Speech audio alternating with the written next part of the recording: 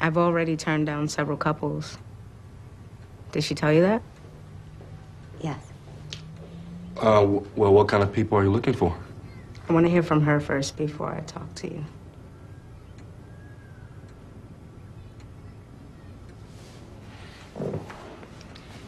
You must have something you want to say. Most people have a speech prepared of some kind.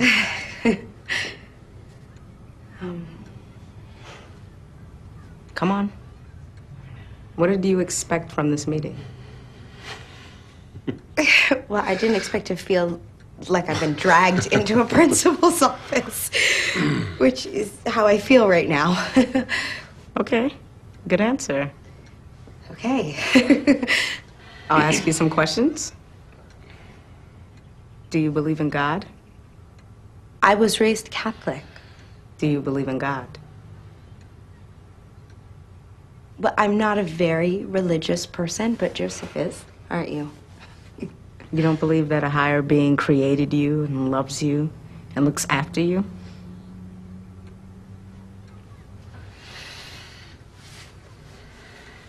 No. I'm sorry. What do you believe? Now, Kerry, I know that you're very involved with a lot of issues. What about adoption?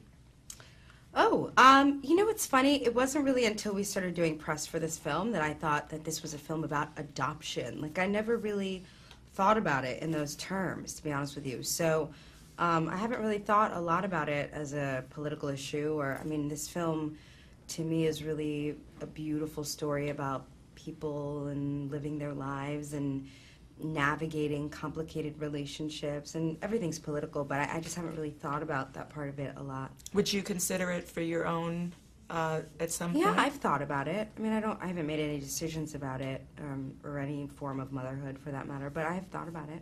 How did this film touch you personally? I mean, it made me cry. Oh, it's yeah, it's really moving. I mean, I remember crying when the first time I read the script, and then crying again and again and again. It's just like waves of emotion.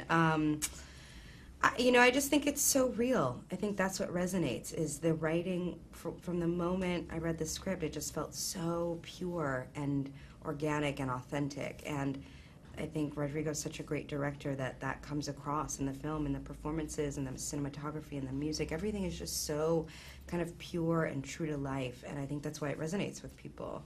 And I know he likes to sort of take his actors aside and really get to know them and get their inner feelings about the characters. So what sort of conversations did you have with him?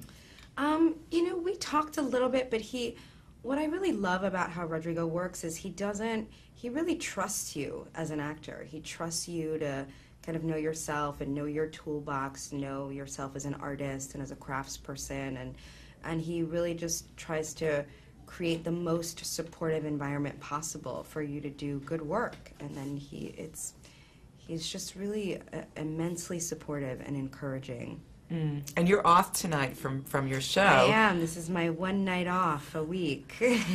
Are you absolutely exhausted doing race, like day in, day out? I am. It's 8 shows a week is exhausting, but also exhilarating. So it's this kind of weird mix of, you know, every night I'm so amped and so excited to do it, and then at the end of the night I feel like I was just in a car accident. And I do that like 8 times a week, and it's really fun.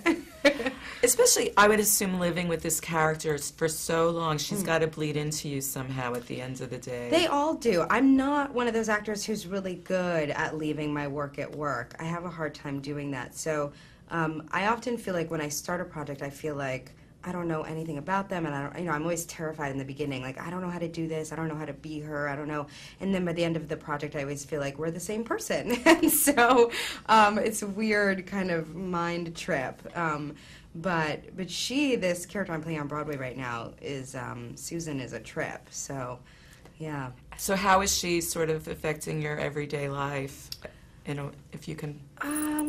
It's a good question. I mean, I think there's a real kind of intelligence and strength to her that I'm really enjoying, you know, and I think I'm probably maybe feeling more comfortable living that parts of myself. There's an anger to her that I don't really identify with, and there are certain ways that she sees the world that I don't agree with, but but yeah, just kind of there's a way that she carries herself, a sort of intelligence and dignity that I'm really enjoying.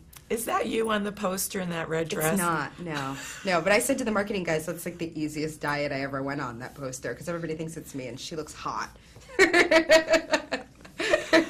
That's great. What's your next project after you're done with Race? And Right. yeah. I have a film called Night Catches Us that was at Sundance this year that'll be out later, and this film, and then another film I just did a small role with a director I love, Jacob Estes, in a Tobey Maguire film called The Details.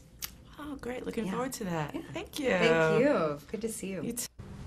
I don't know. Tell me what you believe. No. Look, let's not play games. You either want to tell me who you are, or you don't. If you don't, I'd rather us just part ways. Okay, wait.